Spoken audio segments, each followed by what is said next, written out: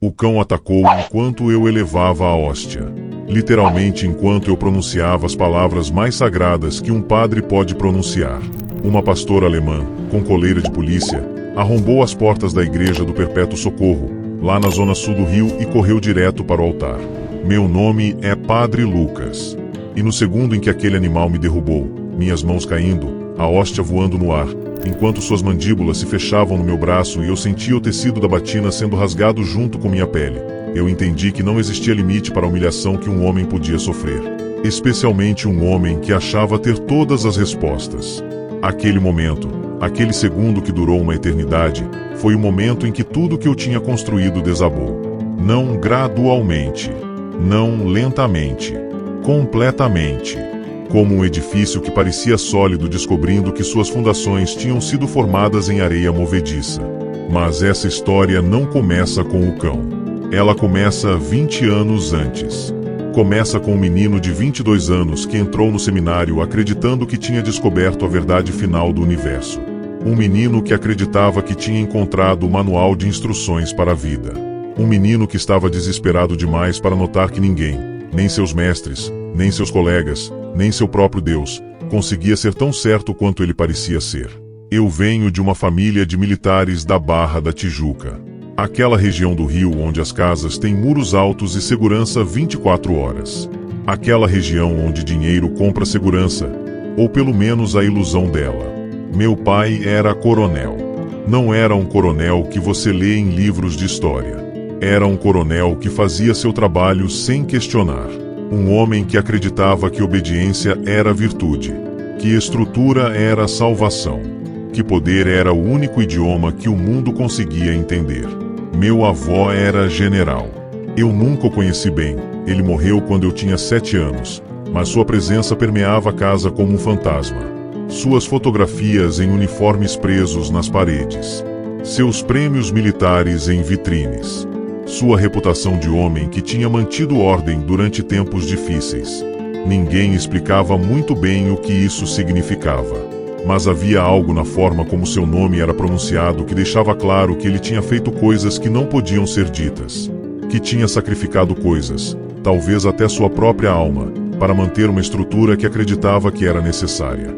Minha avó paterna criou 7 filhos com uma régua de ferro, literalmente com uma régua. Eu vi a régua uma vez.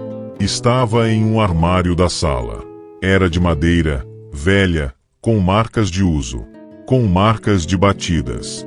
Disciplina, autoridade, hierarquia. Essas não eram apenas palavras na minha casa. Eram leis. Eram o manual de operação. Eram a forma como a realidade funcionava. Qualquer coisa fora disso era caos. Qualquer coisa fora disso era pecado. E quando meu pai me olhava nos olhos, quando ele me chamava em seu escritório depois que eu tinha feito algo errado, eu sabia que decepcioná-lo era pior que qualquer punição física. Era um vazio no peito que não cicatrizava. Era a sensação de ter perdido algo que nunca conseguiria recuperar. Era a morte em vida. Minha mãe, Dona Silvia, era diferente. Ela era como um pássaro que tinha sido colocado em uma gaiola feita de honra, tradição e submissão. Ela tinha uma ternura que parecia completamente deslocada naquela casa de homens uniformizados. Homens que não falavam sobre sentimentos. Homens que não choravam. Homens que transformavam dor em rigidez e chamavam aquilo de força. Eu a via sussurrando para os santos. Rezando por meu pai. Rezando que ele se tornasse mais suave, mais compassivo, mais humano. Rezando por mim. Rezando que eu não me tornasse como ele. Rezando pelas mulheres que chegavam à porta pedindo ajuda porque seus maridos, amigos de meu pai, as tinham batido. Rezando para Deus explicar por que o mundo funcionava do jeito que funcionava. Mas havia algo de resignação naquele sussurro. Como se a compaixão fosse um luxo que mulheres tinham permissão de sentir em privado, mas que estava radicalmente proibido para homens. Como se o rosto público fosse uma coisa, e o coração privado fosse outra, e nunca os dois pudessem se encontrar. Quando completei 22 anos, quando fiz meu aniversário naquele ano de 1986, meu pai me chamou para uma conversa. Não foi uma conversa casual. Foi formal. Meu pai não tinha conversas casuais. Sentamo-nos na sala. Aquela sala com fotos de antepassados militares nas paredes. Cada fotografia um lembrete de que homens da minha família tinham traçado o curso de histórias, tinham tomado decisões que outras pessoas tinham que viver. E ele simplesmente disse: Lucas, você precisa encontrar uma estrutura que mantenha firme. Olha para o mundo. O mundo inteiro está desabando. Comunismo, liberalismo, feminismo, tudo conspirando para destruir a ordem natural das coisas. Você precisa de uma fortaleza. Você precisa de algo que seja inabalável. Ele não estava pedindo, não estava sugerindo, estava prescrevendo. Como um médico prescreve remédio para alguém que está doente. Você não questiona uma prescrição. Você simplesmente toma. A igreja, ele continuou, é a última estrutura verdadeira que restou. O seminário vai te ensinar disciplina. Vai te ensinar a nunca questionar. Vai te ensinar que dúvida é fraqueza. Você vai se tornar forte, meu filho. Você vai se tornar inabalável. 3 meses depois, eu estava no seminário. Levei toda a minha bagagem comigo. A rigidez. O medo de parecer fraco. O medo de ter sentimentos. A convicção de que poder era sagrado. A crença de que qualquer um que não pensava como eu estava errado. Criei uma vida inteira de proteção emocional disfarçada de vocação divina. Transformei meu medo em fé. Transformei minha incerteza em certeza. Transformei meu isolamento em dedicação. E durante 20 anos inteiros, ninguém, nem um colega, nem um superior, nem Deus, teve a coragem de me dizer que eu estava destruindo pessoas. Meu colega Padre Tiago tentou. Ele era 3 anos mais velho que eu, tinha um sorriso cálido, aquele tipo de sorriso que parecia vindo de um lugar onde ainda havia esperança, e uma forma de falar sobre Jesus que parecia menos uma ordem militar e mais um convite. Como se Jesus fosse alguém que você pudesse conversar. Como se o divino não tivesse que vir com uma arma apontada para sua cabeça. Um dia, em 2004, quando eu tinha completado 40 anos e ainda acreditava que tinha pelo menos mais 20 anos de rigidez pela frente, depois de uma missa particularmente severa minha onde eu tinha condenado publicamente um casal que se tinha divorciado, onde eu tinha feito uma pregação sobre o pecado que corrói as famílias, onde eu tinha citado versículos que podiam ser usados como armas, Padre Tiago me puxou para uma sala lateral. Ele não era agressivo. Ele era gentil. Mas havia firmeza em seus olhos. Lucas, ele disse, você está afastando as pessoas. Elas vêm aqui esperando encontrar Deus, e o que encontram é você. Seu julgamento. Sua condenação. Sua certeza de que está certo e todos os outros estão errados. Eu o interrompi. Tiago, a fé não é. A fé não é para ser imposição, ele continuou. A fé é para ser abraço. A fé é Jesus sentando com as prostitutas. A fé é Jesus comendo com os cobradores de impostos. A fé é Jesus dizendo para a mulher apanhada em adultério que ele não a condenava. Onde está isso na sua pregação? Eu respondi com uma frieza que nem reconhecia em mim mesmo, uma frieza que vinha diretamente de meu pai, que vinha diretamente de meu avô, que vinha de toda uma linhagem de homens que tinha aprendido que emoção era inimiga. A fé é estrutura, Tiago. Sem estrutura, não há base.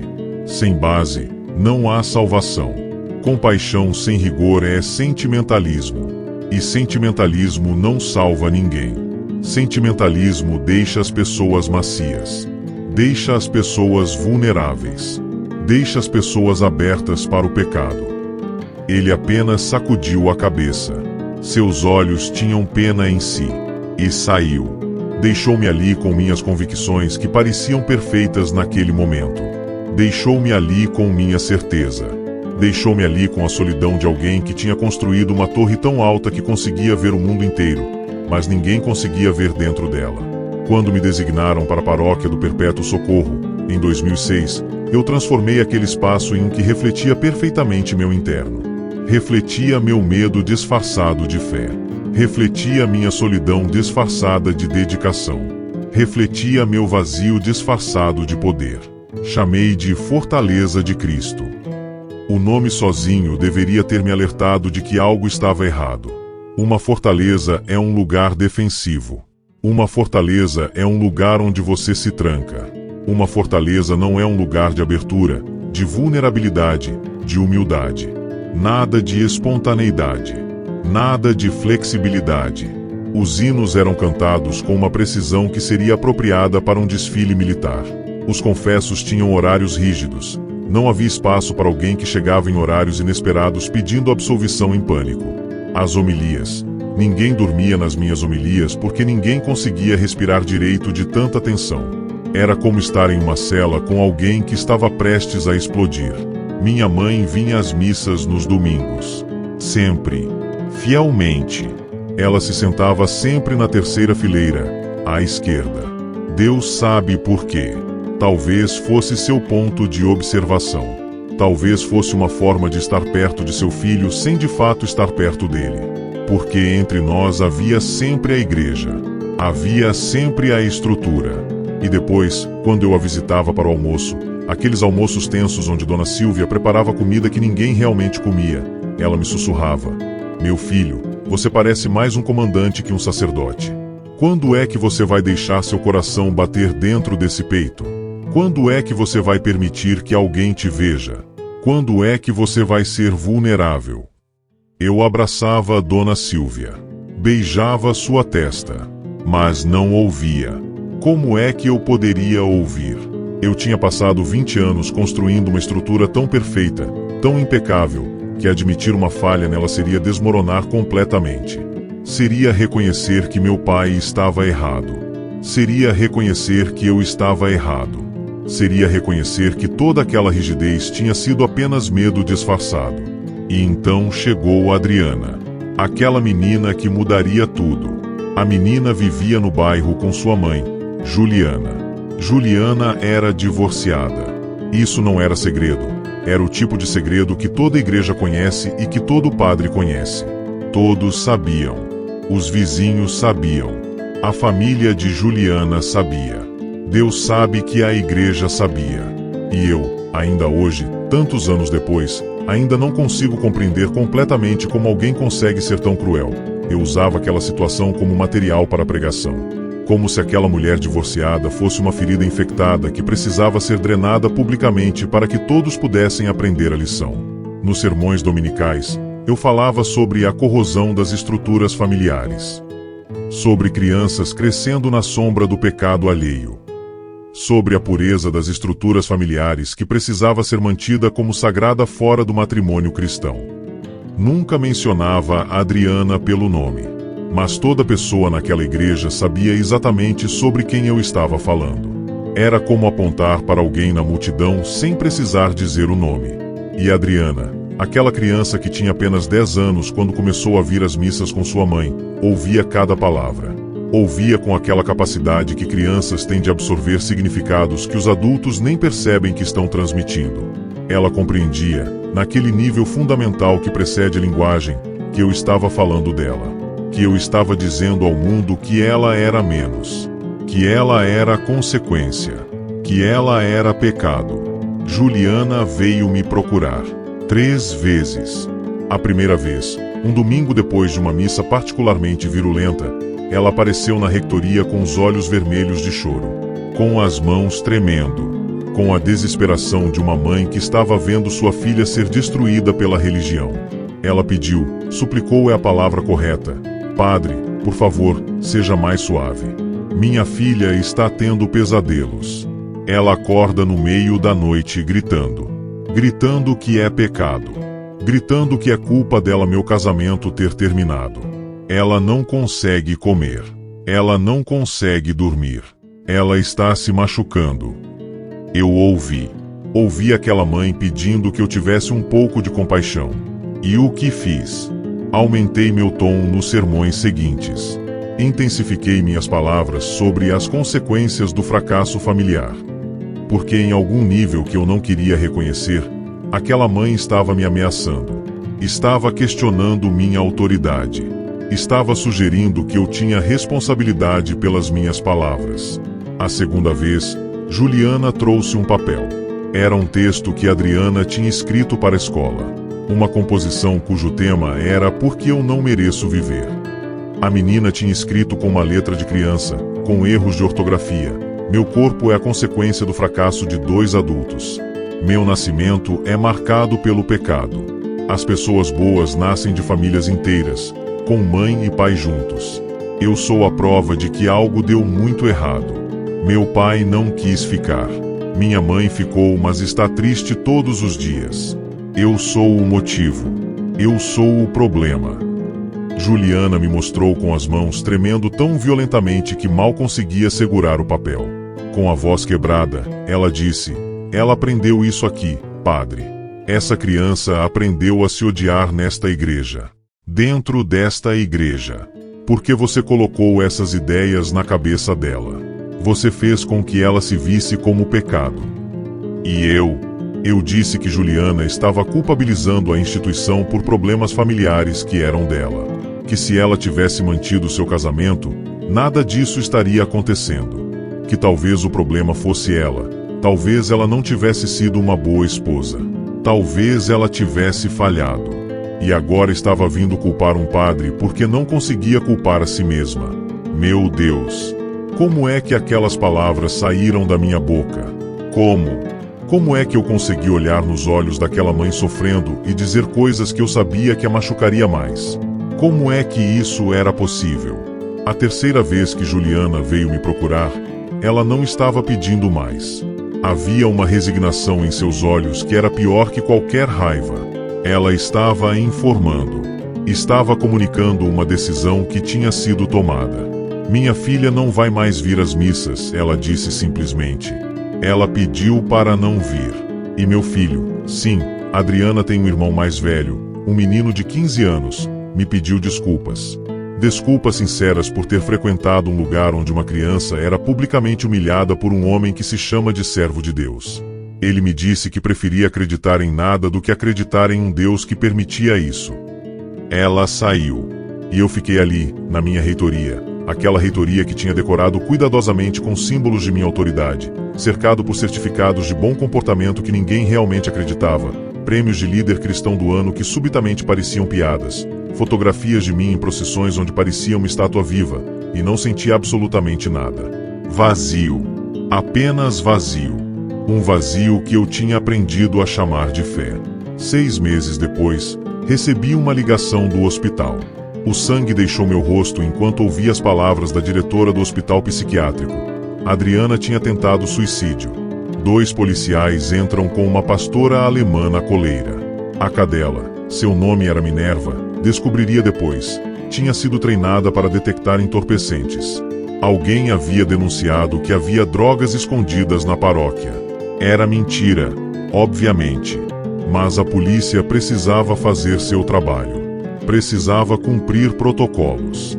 Precisava justificar seu salário e sua existência em um sistema que raramente funcionava corretamente. Os policiais pedem desculpas. Começam a procurar. Vasculham os bancos. Abrem portas de armários. Entram na sacristia onde eu guardava meu vinho de consagração. Aquele vinho que eu tinha começado a beber sozinho nas noites de insônia. A cadela, porém, tem seu próprio programa. Seu próprio instinto. Ela sente meu cheiro, ou talvez sinta algo muito mais profundo que qualquer olfato consegue captar. Aquele cheiro de culpa que está transbordando de um homem que fingiu ter respostas por 20 anos. Aquele cheiro de hipocrisia que um cão treinado consegue reconhecer melhor que qualquer pessoa. Minerva começa a me perseguir. Seu focinho se levanta. Seus olhos se fixam nos meus. Como se ela pudesse ver através da batina, através da autoridade, através de tudo que eu tinha construído. Como se soubesse que ali dentro havia uma criança assustada. Chame-a de volta, eu grito para os policiais. Minha voz tem uma qualidade de pânico que não consigo controlar. Chame-a de volta, por favor. Ela vai nos indicar onde está, um deles responde. Seu tom é profissional. Desinteressado. Para ele, isso é apenas mais um dia de trabalho. Outro padre em uma igreja.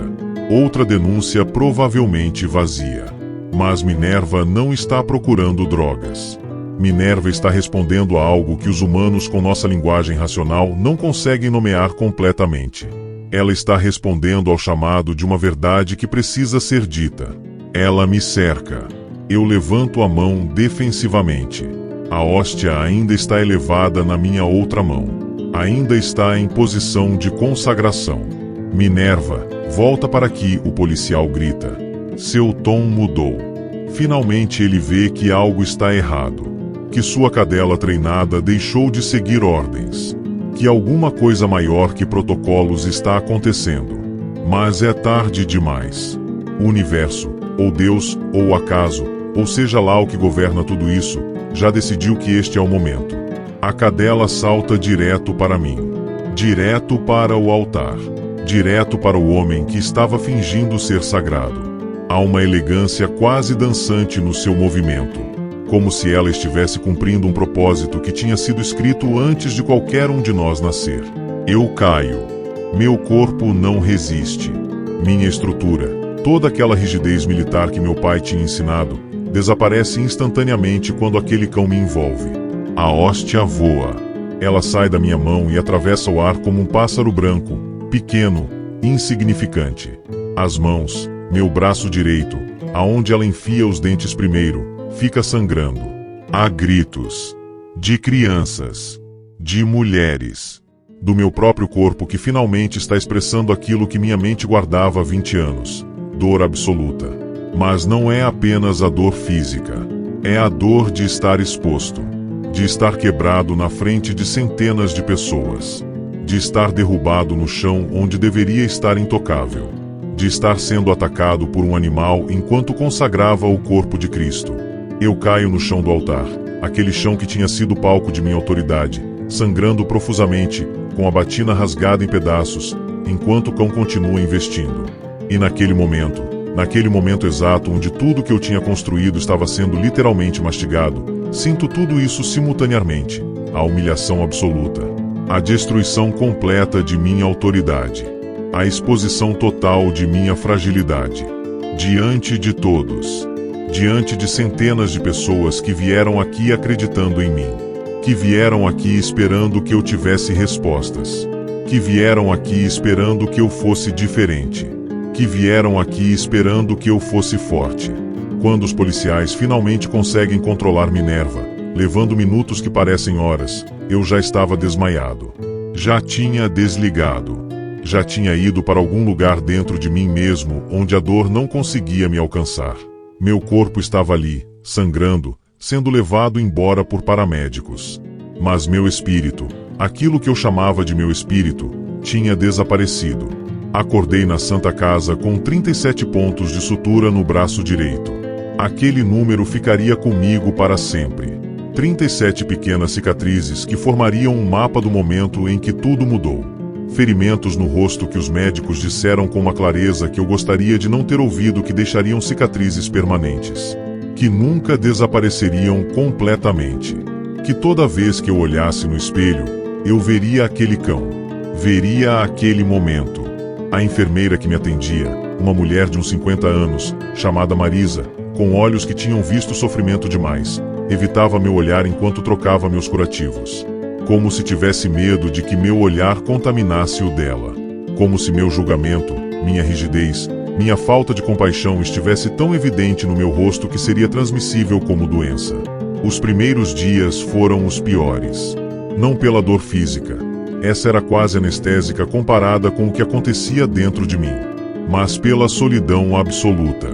Meu quarto era uma cela. Branco.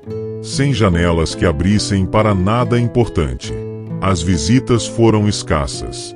Alguns padres vieram, padres que tinham ouvido falar o que tinha acontecido, mas com aquela piedade que machuca mais que qualquer palavra dura. Aquela piedade que implica que você se tornou alguém que não é mais seu igual. Alguém que caiu. Padre Tiago veio uma vez. Apenas uma vez. Apenas sentou ao meu lado, em silêncio completo, segurando minha mão esquerda. Não a direita que estava ferida, mas a esquerda, aquela que estava intacta, enquanto eu olhava pela janela para a cidade que continuava vivendo como se nada tivesse acontecido. Como se um homem não tivesse sido literalmente despedaçado em um altar. Minha mãe veio. Dona Silvia entrou naquele quarto como uma pomba ferida. Seu rosto, Aquele rosto que eu tinha ignorado por 20 anos, aquele rosto que tinha sussurrado compaixão enquanto eu pregava rigidez, estava enrugado de preocupação. Ela se aproximou lentamente, como se aproximando de algo frágil. Beijou minha testa, um gesto que não era comum entre nós, e sussurrou: "Meu filho, você finalmente está descendo do altar." Havia acusação naquelas palavras, mas também havia amor, e não conseguia dizer qual era pior, qual era mais devastador, porque a compaixão depois de 20 anos de descuido é quase mais traumática que a rigidez tinha sido. No segundo dia de internação, uma psicóloga da equipe hospitalar pediu para conversar comigo. Seu nome era Doutora Helena. Ela tinha olhos muito atentos, do tipo que vê além das palavras, que consegue ler o corpo antes de ler a boca. Sentou-se ao meu lado e disse com uma calma que parecia inapropriada: "Padre Lucas, seus ferimentos vão cicatrizar. A medicina moderna consegue consertar quase qualquer coisa. Os pontos vão ser retirados. A pele vai se regenerar. Bem, quase vai. Você provavelmente ficará com cicatrizes. Mas há algo aqui, algo que está sangrando, e não é físico. Você quer falar sobre isso?"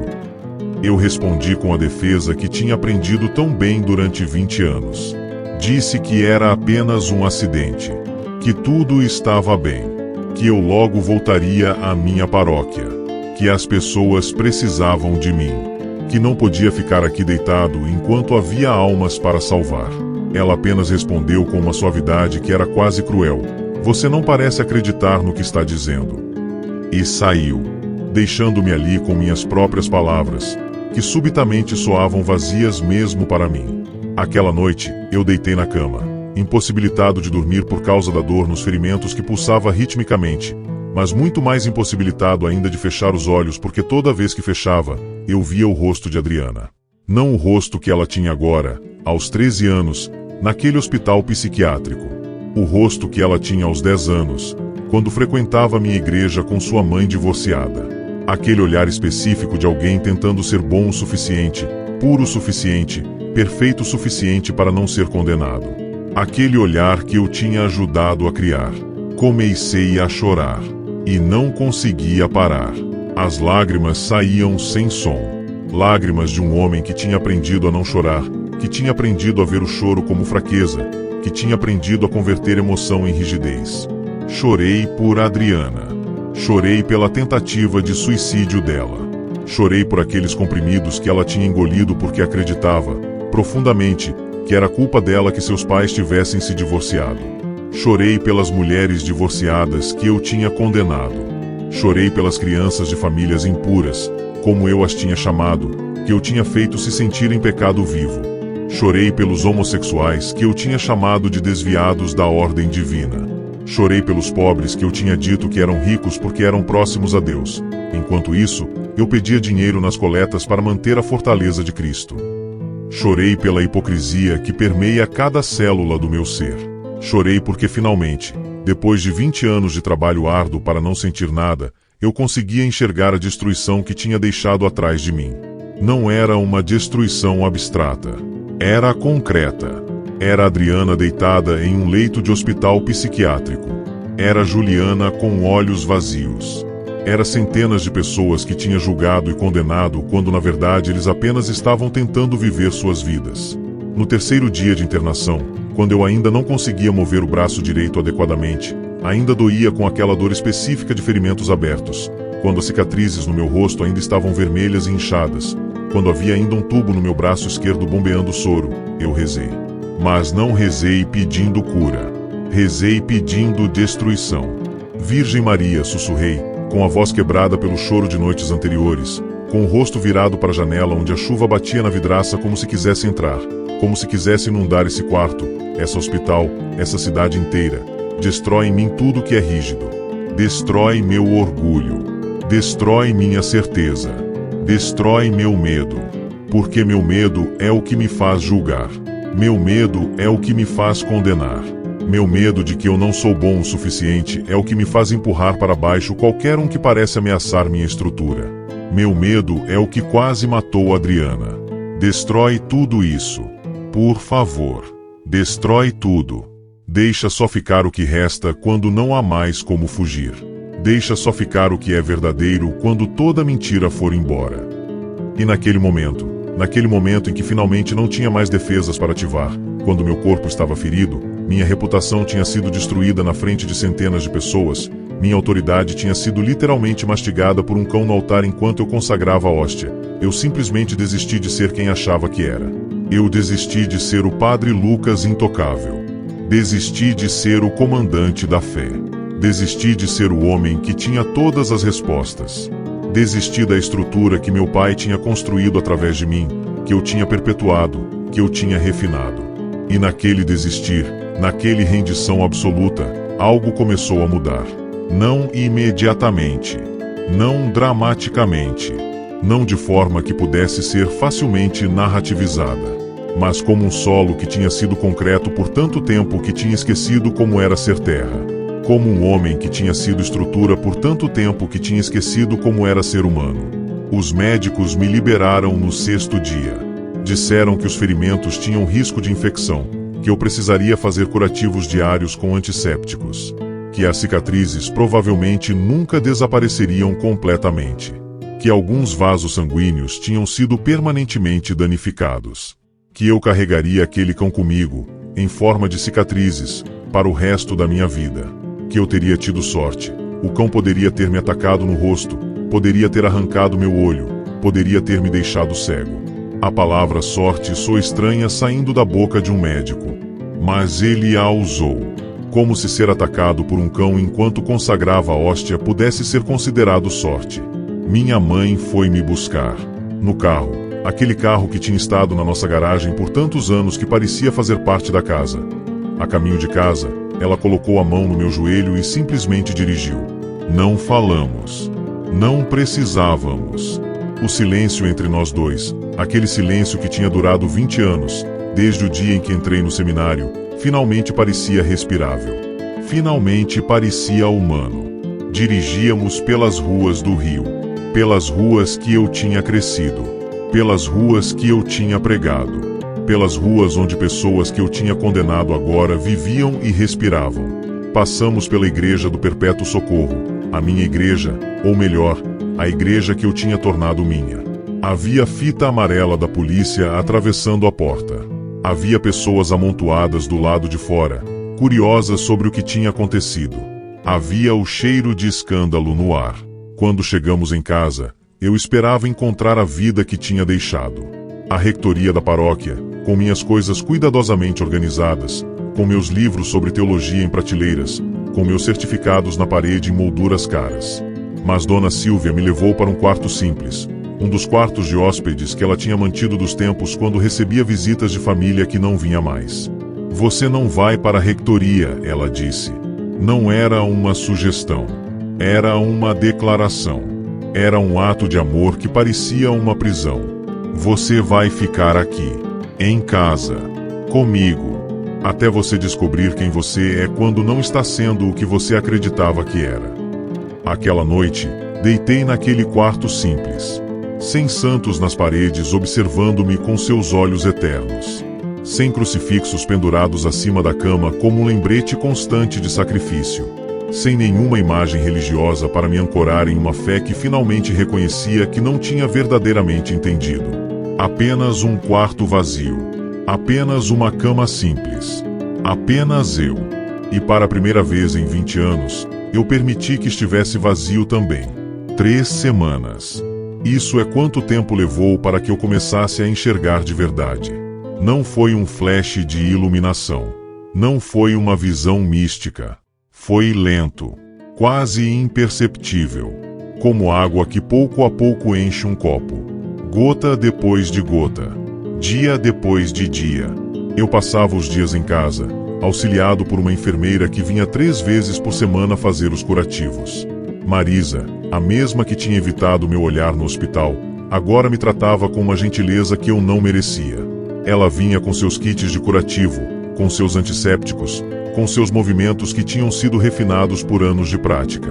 Uma vez, enquanto trocava o curativo do meu braço, enquanto eu via os pontos lentamente sendo retirados e deixando marcas que nunca mais desapareceriam completamente, ela perguntou: Padre, o Senhor já parou para pensar que talvez o bom Deus estava tentando te dizer algo? Eu respondi com uma defensiva que estava enfraquecendo, que o bom Deus estava me atacando, que ele queria me ferir. Ela sorriu, aquele tipo específico de sorriso de quem já sofreu muito e aprendeu a rir do sofrimento como forma de sobrevivência. Não, que o bom Deus estava tentando te abraçar. E você é tão duro, tão fechado, que o abraço dele teve que parecer um ataque para você conseguir finalmente sentir. Deixei aquelas palavras me penetrarem. Deixei elas ressoarem em lugares que eu tinha mantido fechados por tanto tempo que tinha esquecido que existiam.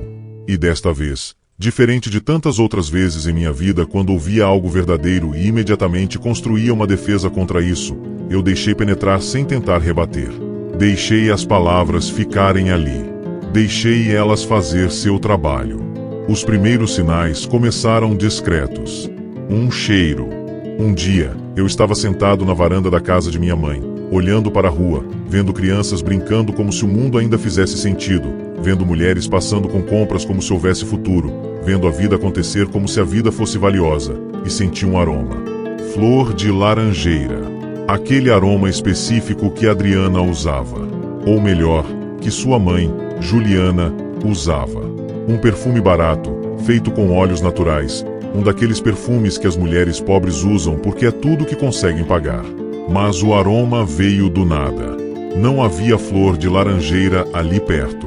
Apenas eu, o silêncio absoluto, e aquele aroma que parecia me sussurrar algo que eu não conseguia nomear. Como se o universo estivesse tentando me falar em uma linguagem que eu finalmente estava começando a aprender. Sonhos. Comecei a ter sonhos. No primeiro, eu estava numa igreja branca, toda branca, sem ornamentos, sem ouro, sem nenhuma estrutura, e havia uma mulher em pé diante do altar. Não conseguia ver seu rosto, mas via suas mãos estendidas, abertas, oferecendo algo que eu não conseguia aceitar porque minhas próprias mãos estavam fechadas em punhos. E enquanto ela tentava me dar aquela coisa invisível, eu continuava dizendo não, não, não. No segundo sonho, era a Adriana. Ela estava sentada num banco de escola, escrevendo. Mas não eram palavras que ela escrevia. Eram desenhos. Desenhos de pombas voando, de flores crescendo, de crianças rindo sem medo, de casas onde as pessoas se amavam. E quando ela levantava a cabeça para me olhar, quando nossos olhos se encontravam no sonho, seu rosto era de paz. Não a paz de quem esqueceu a dor. Não a paz de quem conseguiu convencer a si mesmo de que o sofrimento não existiu. A paz de quem a atravessou, completamente, radicalmente, e chegou ao outro lado. E descobriu que havia algo do outro lado. Eu acordava com o coração acelerado nesses sonhos. Com as mãos suadas.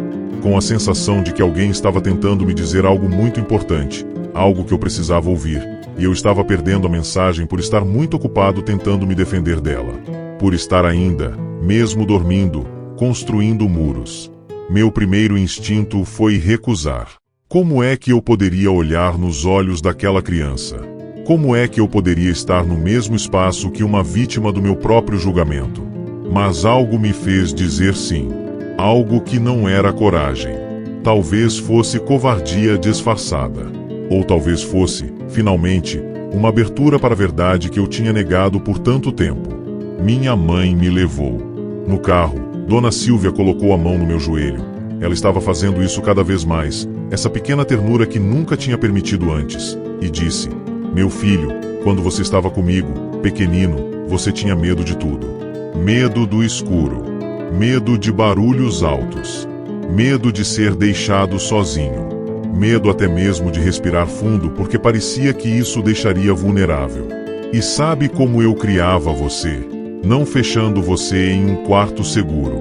Deixava você enfrentar aquilo de que tinha medo. Porque o medo é só um visitante. Se você fecha a porta para ele, ele nunca sai. Ele fica ali, espreitando, esperando você ficar desatento para entrar novamente. Mas se você deixa a porta aberta, se você diz pode vir, eu estou aqui e não vou desaparecer, então o medo finalmente consegue atravessar e ir embora." Aquelas palavras permaneceram comigo durante todo o trajeto. Não era uma lição. Era uma confissão de uma mãe que havia estado tentando me salvar a vida toda, e eu tinha preferido construir bunkers de convicção. Cheguei na clínica com as mãos tremendo. Meu coração batia de forma irregular. Meu braço direito, ainda coberto de curativos, doía de uma forma que não era totalmente física. Era como se a dor estivesse vindo de dentro, de um lugar que nem ferimentos de cão conseguiam alcançar. A doutora Marlene me levou por corredores silenciosos até uma sala de visitação. Havia uma pequena mesa, 2 cadeiras. Uma criança, porque Adriana ainda era criança, apesar de tudo que tinha passado, apesar de ter tentado fugir do mundo que eu ajudei a construir, estava sentada de costas para a porta, olhando pela janela. Quando me ouviu entrar, ela se virou. Seu rosto tinha mudado. Tinha perdido aquele olhar perseguido que eu tinha visto pela última vez, aquele olhar de alguém buscando aprovação em um lugar onde nunca encontraria. Mas as cicatrizes estavam ali. Cicatrizes invisíveis, mas presentes em cada traço de seu rosto, em cada linha fina que não deveria estar ali em um rosto tão jovem. "Olá, Padre Lucas", ela disse simplesmente. Seu tom não tinha acusação. Não tinha ressentimento. Tinha apenas clareza. A clareza de alguém que tinha passado tempo demais pensando sobre esse encontro para deixar emoções tomarem conta. Meu nome saindo de sua boca sentia como uma sentença. Mas também, de forma estranha, como um convite. Um convite para ser finalmente visto pelo dano que tinha causado. "Oi, Adriana", eu respondi. Minha voz estava pequena, como se pertencesse a uma criança. Como se aquele menino assustado que minha mãe tinha criado finalmente estivesse saindo de trás de toda a estrutura militar que eu tinha construído. "Como você está?" Ela inclinou a cabeça, pensativa. Seus olhos, que deveriam estar cheios de raiva, que teriam toda a razão para estar cheios de ódio, estavam apenas cheios de compreensão. "Estou aprendendo a perdoar. A mim mesma. A vida. Aos adultos." Ela fez uma pausa que durou um segundo inteiro. Um segundo onde tudo que poderia ser dito ficou invisível no ar entre nós. "Ao Senhor." Eu não conseguia falar. Meu peito estava apertado. Meu rosto começou a queimar. Havia algo em aquela declaração que me partido por dentro, não de dor, mas de alívio. De uma forma que ninguém jamais poderia entender completamente. "Minha mãe me mostrou no jornal quando o cão atacou o senhor", Adriana continuou. Sua voz era firme, mas havia um tremor nela também. O tremor de alguém que estava se arriscando a falar a verdade. Eu vi aquilo e senti uma coisa estranha. Eu senti que a gente tinha virado amigos, de uma forma. Porque agora o senhor estava caindo também. E quando o senhor caiu, parecia que era a primeira vez que o senhor ficava humano para mim. Parecia que, naquele momento, na frente de todas aquelas pessoas, na frente de Deus, se é que ele estava lá, o Senhor não era mais o Padre Lucas que me condenava. Era só um homem que estava doendo. Ela respirou fundo e continuou.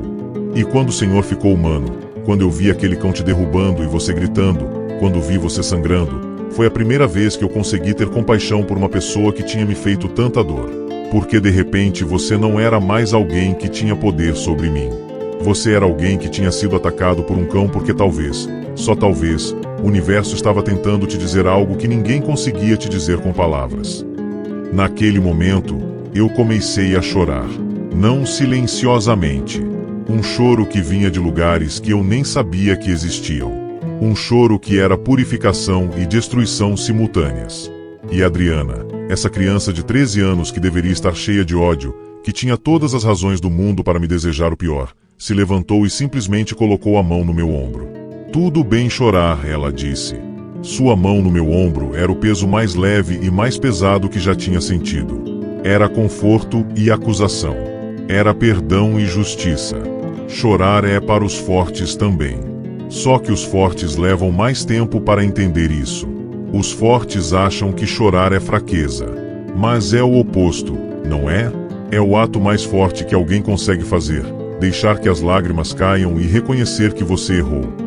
Naquele momento, eu não era mais padre. Não era mais um homem com certezas. Não era mais o coronel em uma batina.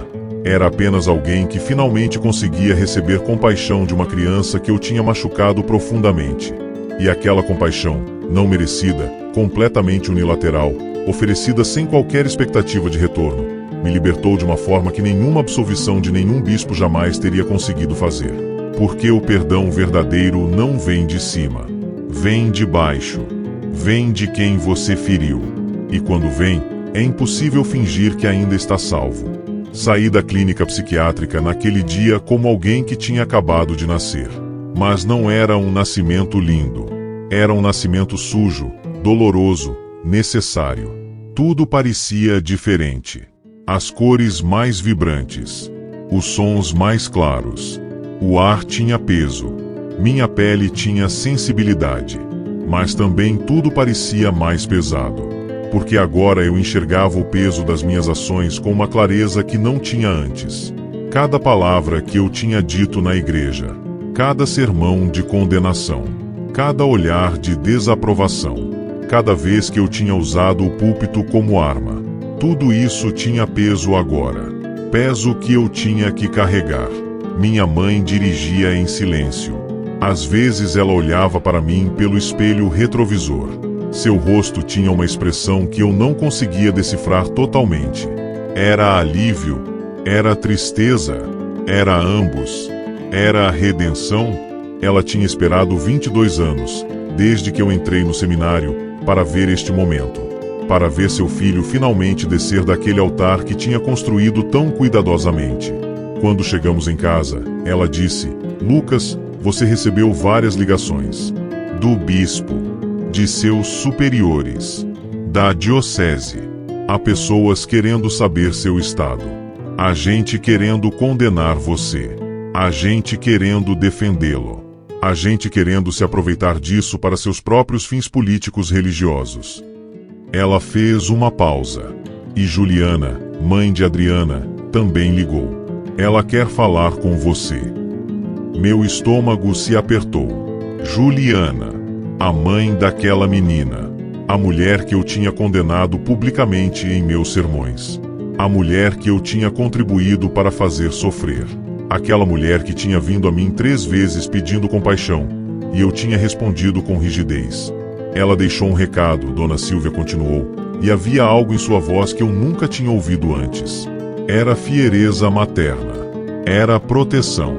Era a voz de uma mãe que finalmente estava defendendo seu filho contra a estrutura que ele tinha abraçado. Disse que não vai para a igreja no domingo que vem. Que pode encontrar você em um café perto da praia. Ela disse que, se você não for, ela vai entender. Que você ainda está se recuperando. Que ela não quer pressionar você. Aquela consideração. Aquela gentileza de alguém que tinha razão para me odiar. Era mais do que eu conseguia processar. Ela quer falar comigo? Eu perguntei. Depois de tudo? Depois que eu praticamente a empurrei para ser um demônio perante toda a congregação. Ela quer falar com Lucas que está debaixo de toda essa estrutura, minha mãe respondeu. Aquele menino que estava com medo. Eu sabia o que aquilo significava. Era uma chance. Uma chance que eu não merecia, mas estava sendo oferecida mesmo assim.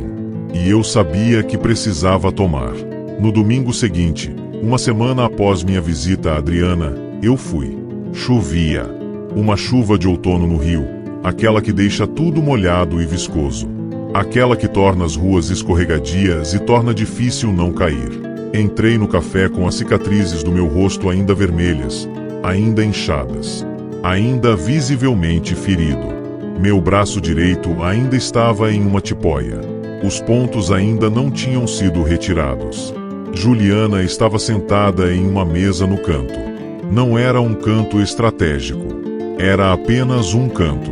Um lugar onde 2 pessoas poderiam conversar sem serem completamente observadas, mas também sem serem completamente isoladas. Ela tinha os olhos de alguém que não tinha dormido bem em semanas. Havia círculos roxos debaixo deles. Mas tinha a postura de alguém que tinha escolhido estar ali. Que tinha decidido que aquele encontro era importante o suficiente para se arriscar. Eu me aproximei. Cada passo era como pisar em vidro. como se o piso fosse feito de tudo que eu tinha feito para machucar essa mulher e sua filha. Olá, Padre Lucas, ela disse. Mas depois corrigiu. Perdão, Lucas. Apenas Lucas. Porque você não é mais um padre para mim, não é? Você é um homem. Um homem que cometeu um erro. Um homem muito grande. Oi, Juliana, eu respondi. Minha voz soava estranha. Como se fosse de outra pessoa. Como se o menino dentro de mim finalmente estivesse falando depois de 20 anos de silêncio forçado. Você quer café? Ela perguntou. Havia algo surreal naquela cortesia. Aquela polidez civilizada. Como se ela não tivesse vivido exatamente aquilo que tinha vivido. Como se eu não tivesse destruído sua vida e a de sua filha com minhas palavras cuidadosamente construídas, com meus sermões bem estruturados, com minha teologia perfeitamente rígida. Está tudo bem, eu disse. Eu só queria pedir desculpas. Juliana respirou fundo. E aquele respiro era tudo. Era toda a história de uma mãe que tinha lutado sozinha para salvar sua filha. Era toda a dor de ter sido condenada por um homem que deveria estar ali para salvá-la.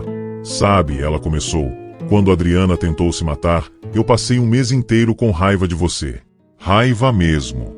Aquela raiva que te acorda no meio da noite com o coração acelerado. Aquela que te impede de comer porque você sente que vai vomitar de tanta fúria.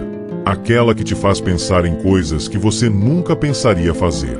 Que te faz pensar em ir até a igreja e gritar na frente de todos que você sabia que aquele homem era um fraudador. Ela fez uma pausa longa. Mas depois, quando Adriana acordou, quando ela começou a falar, lentamente, com muito cuidado, como se estivesse aprendendo a ser humana novamente, ela me disse uma coisa que mudou tudo. Eu esperei. Havia algo sagrado naquele silêncio. Era o silêncio de uma verdade esperando para ser dita. Ela disse que odiar você era exatamente o mesmo que odiar a si mesma. Que a raiva que ela sentia de você era exatamente a raiva que ela sentia de si mesma. E que quando o cão a atacou, quando ela viu você caindo, quebrado, humilhado, gritando de dor, algo nela começou a entender que talvez, só talvez, aquele homem intocável estava tão perdido quanto ela estava. Que você estava usando sua rigidez como proteção da mesma forma que ela estava usando seu silêncio como proteção. Lágrimas começaram a escorrer pelo meu rosto. Eu não conseguia parar. E esta vez, eu nem tentei. Então eu estou aqui, Juliana continuou, e sua voz tinha a qualidade de alguém que tinha preparado essas palavras muitas vezes em sua mente, mas que ainda assim estava tremendo ao dizê-las, não para perdoá-lo. Porque não é meu lugar dizer se você é perdoado ou não. Não sou Deus. Não tenho autoridade sobre sua alma, e honestamente, não quero ter. Estou aqui porque Adriana pediu. Porque minha filha, essa criança que você ajudou a destruir, que você quase matou com suas palavras cuidadosamente construídas, está me pedindo para não deixar que a raiva destrua mais vidas. Inclusive a sua. Ela estendeu a mão sobre a mesa. Não para que eu a pegasse, apenas para que eu visse. Para que eu visse que ela tinha cicatrizes invisíveis também. Que o sofrimento não vinha apenas das crianças. Que as mães também sofrem. Que as mães carregam o sofrimento de seus filhos como se fosse seu próprio corpo sendo despedaçado. A pergunta agora não é se eu perdoo você, Lucas. A pergunta é se você consegue perdoar a si mesmo o suficiente para fazer algo diferente com o tempo que ainda tem. Porque Adriana agora tem essa chance. Ela vai viver. Ela vai se recuperar. Ela vai se tornar alguém que ajuda outras crianças que estão sofrendo. Mas e você? O que você vai fazer com essa segunda chance que está recebendo? Naquela conversa de 2 horas naquele café, com a chuva caindo lá fora como se o universo estivesse chorando junto, com as pessoas passando protegidas por seus guarda-chuvas, com a vida passando como se nada tivesse acontecido, eu comecei a entender o que era realmente fé. Não era certeza. Não era poder. Não era estar certo enquanto todos os outros estavam errados. Era a coragem de estar vulnerável com outra pessoa. Era a coragem de dizer eu estava errado e aceitar que isso não ia destruir o universo. Na verdade, era a coragem de entender que admitir que você estava errado era a coisa mais próxima de destruir o universo de uma forma que permitia algo novo nascer. Quando Juliana se levantou para ir embora, porque havia um momento em que ela precisava ir, porque não era justo para ela carregar indefinidamente o peso de perdoar alguém que tinha machucado sua filha, ela disse: Adriana continua em tratamento. Mas ela está melhorando. Está indo para a escola de novo. Está fazendo amigos. Está lendo livros sobre psicologia porque quer entender o que aconteceu com ela. E ela pediu para eu te dizer que, se um dia você quiser, ela quer que você seja parte da sua recuperação. Não como padre, como Lucas. Apenas como um homem que também está aprendendo a ser humano de novo. Nos dias seguintes, recebi a ligação do bispo. Ele foi direto, sem preliminares, sem toda aquela pomposidade que geralmente acompanhava nossas conversas. Padre Lucas, você não pode mais estar na paróquia do Perpétuo Socorro. As pessoas estão assustadas. Estão confusas. Alguns querem que você fique. Há gente que pensa que você é uma vítima. Outros estão pedindo sua transferência. Há gente que pensa que você merecia aquilo. A diocese está dividida. Os jornais estão especulando. Você se tornou a maior controvérsia que enfrentamos em 5 anos. Ele respirou fundo. Mas também temos outra opção. Há uma clínica comunitária de saúde mental, lá na Zona Oeste, que está precisando de um capelão. Seria um trabalho diferente. Pessoas com depressão. Pessoas com vício. Pessoas com traumas que ninguém quer ouvir. Pessoas que não estão procurando certezas. Pessoas que estão procurando apenas não estar sozinhas. E naquele momento, eu soube exatamente o que precisava fazer. Eu não hesitei. Sim, eu faço isso. Tem certeza? O bispo perguntou. Seria uma queda. Para alguém da sua posição. Seria um desacreditar a si mesmo. Seria admitir publicamente que você estava errado. Não, eu respondi. Seria um levantamento. Finalmente. Seria o primeiro ato honesto que faço em 20 anos. Deixar a paróquia do Perpétuo Socorro foi mais fácil do que esperava. Minha audiência tinha desaparecido. As pessoas não queriam ouvir um padre que tinha sido atacado por um cão no altar, que sangrava enquanto consagrava a hóstia, que tinha perdido toda sua autoridade em um único instante. Queriam um padre que pudesse ao menos fingir ter respostas. Queriam um padre que pudesse fazer parecer que o universo fazia sentido. E eu tinha finalmente parado de fingir. Coloquei minhas coisas em caixas. Os livros sobre teologia que eu nunca verdadeiramente tinha lido, apenas consultado para encontrar passagens que pudessem condenar as pessoas que eu julgava. Os certificados de bom comportamento. Os prêmios de líder cristão do ano. As fotos de ordenação quando eu acreditava que havia chegado a algum lugar importante. As insígnias de autoridade. Tudo entrou em caixas. E quando fechei a última caixa, quando ouvi aquele som de cartão se fechando, senti algo que nunca tinha sentido antes. Leveza. Era como se tivesse estado carregando pedras nos ombros meu inteiro tempo de vida, e finalmente tivesse permissão de colocá-las no chão. Minha mãe entrou na reitoria enquanto eu guardava as últimas coisas. Ela pegou uma foto minha, eu aos 22 anos, com o uniforme branco de seminarista, os olhos brilhando com convicção, completamente convicto de que tinha encontrado o significado da vida, e simplesmente sorriu. Não era um sorriso triste. Era um sorriso de reconhecimento. Você finalmente está envelhecendo, ela disse. Aos 42 anos, você finalmente está deixando aquele menino assustado para trás. O menino que entrou no seminário porque seu pai disse que deveria. O menino que construiu um império de rigidez porque tinha medo de ser fraco. Você finalmente está se tornando um homem. A clínica comunitária ficava numa região que eu nunca tinha estado. Não ficava na zona sul sofisticada onde eu tinha passado a minha vida. Ficava num lugar onde as casas tinham janelas com grades porque as pessoas tinham medo de serem roubadas. Onde as crianças brincavam em ruas que tinham buracos e não eram consertadas porque ninguém se importava o suficiente. Onde as pessoas vendiam coisas nos semáforos para sobreviver porque o trabalho formal tinha os rejeitado.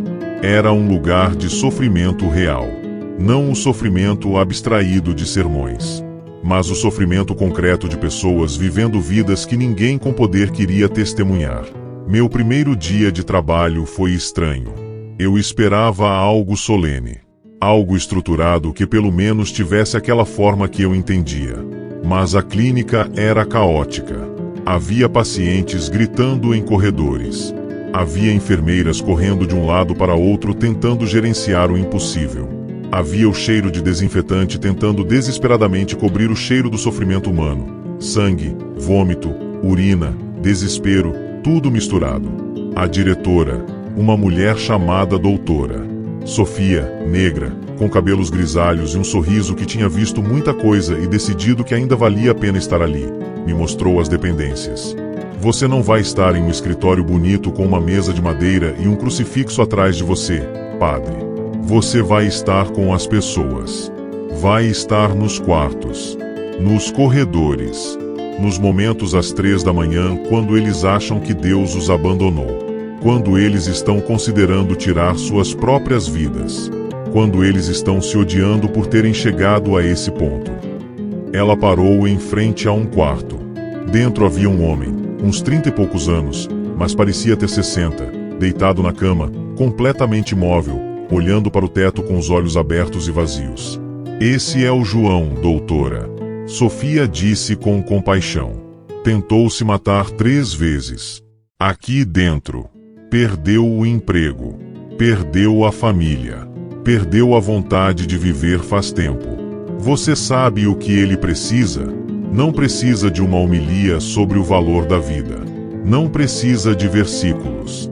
Precisa de alguém que sente junto com ele que a vida está difícil. Precisa de alguém que sente junto que às vezes acordar é um ato de coragem. Entendi. Finalmente, completamente, eu entendi. E soube que esse era meu lugar. Padre Tiago, meu colega do seminário que tinha me alertado 20 anos antes e que eu tinha ignorado, apareceu na clínica uma semana depois. Ele tinha aceitado um trabalho voluntário ali também. Quando nos vimos nos corredores, ele simplesmente abraçou. Sem palavras. Sem aperto de mão formal. Apenas um abraço de alguém que tinha esperado 20 anos por esse momento. Por esse momento em que eu finalmente deixava a estrutura e entrava na humanidade. Bem-vindo de volta, ele sussurrou no meu ouvido. Bem-vindo para onde você deveria ter estado o tempo inteiro. Os meses se transformaram em um ano. Um ano trabalhando naquela clínica. Um ano ouvindo histórias de pessoas que tinham caído tão fundo quanto eu, ou mais fundo ainda. Um ano aprendendo que a fé real não é sobre ter respostas. É sobre estar disposto a estar em silêncio com alguém que não consegue mais falar. É sobre estar presente quando ninguém mais está. É sobre entender que o sagrado não está no púlpito. Está nos quartos silenciosos onde as pessoas estão morrendo de solidão. As cicatrizes no meu rosto nunca desapareceram completamente. Os médicos tinham razão. Cada vez que eu passava em frente a um espelho, eu via aquelas marcas vermelhas se tornando gradualmente mais esbranquiçadas com o tempo. E cada vez, em vez de sentir humilhação, eu sentia reconhecimento. Reconhecimento de um homem que tinha sido quebrado e tinha aprendido a se reconstruir de forma diferente. De um homem que tinha caído do altar e finalmente descoberto que essa era a melhor coisa que poderia ter acontecido.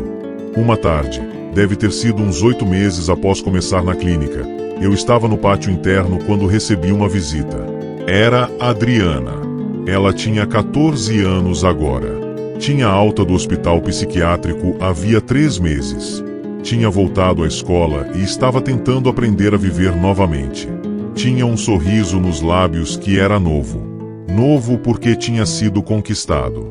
Novo porque tinha custado algo. Não era um sorriso de alguém que tinha esquecido o sofrimento. Era um sorriso de alguém que tinha atravessado o sofrimento e descoberto que havia algo do outro lado. Que havia vida depois da morte em vida. Oi, Lucas, ela disse. Ela tinha parado de me chamar de Padre Lucas. Eu era apenas Lucas agora. Um homem. Apenas um homem. Oi, Adriana. Como você está? As palavras eram simples, mas carregavam o peso de tudo que tinha acontecido. Estou bem, ela respondeu. Minha mãe me trouxe para te visitar. Ela disse que você estava trabalhando com pessoas que estão sofrendo. Tipo eu. E ela achou que seria bom eu vir aqui. para entender que não é só comigo que as coisas dão errado, que tem outras pessoas caindo também. Nós sentamos em um banco no pátio. A tarde era clara. Havia pombas andando pelo chão, os mesmos animais que frequentavam as ruas do rio, indiferentes à dor humana. Havia o barulho distante da cidade vivendo sua vida, completamente inconsciente de que duas pessoas estavam se reconciliando ali. Você sabe o que eu estava pensando? Adriana disse. Eu estava pensando que tudo o que aconteceu comigo, toda essa dor, toda essa escuridão, a tentativa de suicídio, os meses internada, serviu para me tornar alguém que consegue entender outras pessoas. Se tudo tivesse sido fácil comigo, se meu pai e minha mãe tivessem ficado juntos, se você não tivesse me condenado, eu seria uma menina normal. Talvez até egocêntrica. Mas porque sofri, eu virei alguém que consegue ver o sofrimento nos outros. É estranho, não é? É tipo, quanto mais você sofre, mais você consegue amar. Quanto mais você é quebrado, mais você consegue se conectar com outras pessoas que estão quebradas. Eu simplesmente olhei para ela, para essa criança que eu tinha ajudado a destruir, e que tinha escolhido usar aquela destruição como matéria-prima para construir compaixão, para servir como instrumento de cura. Você tem razão, eu disse. É estranho. E é injusto que seja assim. Porque ninguém deveria ter que sofrer para aprender a amar. Ninguém deveria ter que ser quebrado para aprender a se conectar. Mas é verdade. E talvez seja uma das verdades mais importantes que existe. Minha terapeuta diz que a gente nunca consegue voltar a ser quem era antes, Adriana continuou. Que o trauma deixa cicatrizes permanentes no cérebro, no corpo, na alma. Mas que essas cicatrizes podem virar histórias. E histórias podem salvar outras pessoas. Podem fazer com que alguém que está prestes a pular de um prédio diga: espera, talvez eu possa fazer isso também. Ela olhou para as minhas cicatrizes. Aquelas marcas vermelhas que tinham começado a desbotar lentamente. As suas cicatrizes e as minhas, elas são um pouco parecidas, não é? A diferença é que as suas você pode ver. Estão no seu rosto. Estão no seu braço. Estão evidentes para qualquer pessoa que passar por você na rua. As minhas estão aqui, ela apontou para o peito, para o coração, e aqui apontou para a cabeça. Mas ambas dizem a mesma história. A história de um homem e de uma menina que quase se destruíram mutuamente, mas que escolheram, em vez disso, se curarem juntos. E talvez, só talvez, essa seja a história mais importante que alguém pode contar. Quando Adriana e Juliana saíram da clínica naquele dia, eu permaneci sentado naquele banco. O sol estava se pondo. As pombas tinham desaparecido. Havia apenas silêncio. Aquele silêncio que nunca tinha permitido antes. Aquele silêncio que finalmente parecia não ameaçador. Parecia acumular, pensando em tudo. Em como um ataque de um cão tinha se transformado em salvação. Em como humilhação tinha se transformado em liberdade. Em como o que parecia ser destruição total tinha sido, na verdade, o único tipo de demolição que precisava acontecer para que algo novo pudesse ser construído. Para que um homem finalmente pudesse descer de um altar que nunca tinha pedido para estar. Que um homem finalmente pudesse ser apenas um homem. E descobrir que isso era o suficiente. Que isso era, na verdade, tudo o que importava.